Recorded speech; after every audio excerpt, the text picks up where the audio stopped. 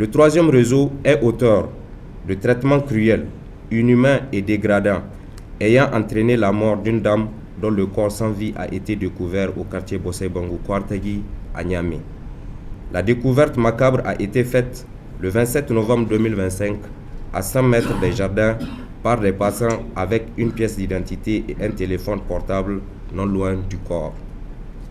À la même période de la survenance de ces faits, les enquêteurs de la DPJ menaient des recherches sur une bande, auteur d'enlèvement et séquestration d'une fille âgée de 18 ans sur plainte de ses parents.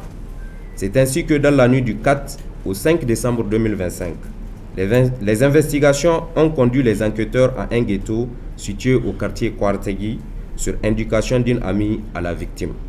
Une descente a été effectuée dans le dit ghetto, à l'issue de laquelle 4 jeunes garçons âgés de 19 à 25 ans ont été interpellés.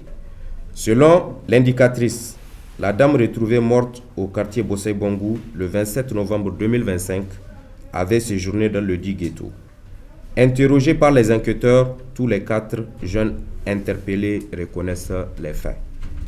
Quant au quatrième réseau, c'est une bande de 3 individus, présumés auteurs de la mystérieuse disparition d'une femme dont le corps sans vie a été découvert le 14 novembre 2025 au cimetière chrétien situé au quartier Kwartagi.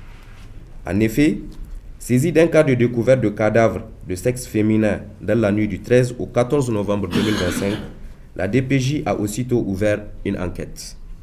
Les résultats des investigations menées ont permis de rentrer en contact avec la famille de la défunte et de découvrir qu'il s'agit d'une femme établie dans son foyer, mère de 4 enfants, âgée de 35 ans, dont le domicile est situé à 150 mètres de la scène de crime. Les témoignages recueillis auprès de l'époux de la défunte, il ressort que le 13 novembre 2025, ce dernier se trouvant hors de Niamey, avait appelé sa femme pour s'enquérir des nouvelles de la famille. Mais grande fut sa surprise d'entendre la voix d'un homme au bout du téléphone qui lui a répondu en ces termes. « Ta femme, n'est-ce pas? Nous l'avons tuée, indique-nous ton domicile pour qu'on te la dépose. » Avant de lui raccrocher au nez.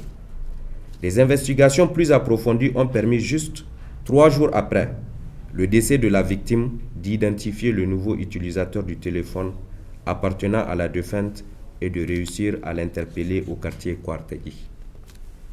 Ce dernier, un charlatan de la place, déclare être entré en possession du dit téléphone par le biais d'un individu surnommé Furious, déjà connu des services d'enquête pour des actes criminels en Réunion, notamment des menaces de mort sur les femmes.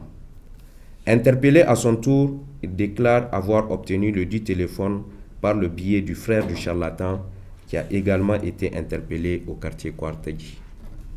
Suite à la reconstitution des faits et des vérifications techniques effectuées, l'époux de la victime confirme la voix du surnommé Furious comme étant celle qui a répondu au téléphone lorsqu'il avait appelé sa femme. Dans cette affaire, 3 individus sont mis en cause et seront présentés aux autorités judiciaires.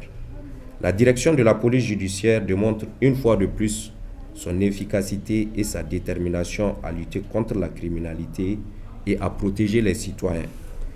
Les investigations et opérations menées ont permis d'identifier les réseaux criminels dangereux et de mettre fin à leur agissement.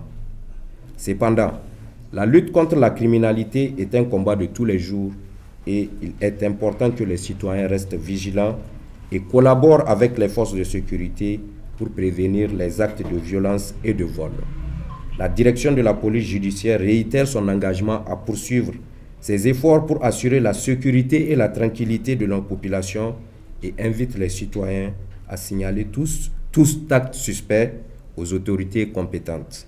À cet effet, les numéros verts de la police nationale, à savoir le 83 83 et le 17, restent ouverts 24 heures sur 24.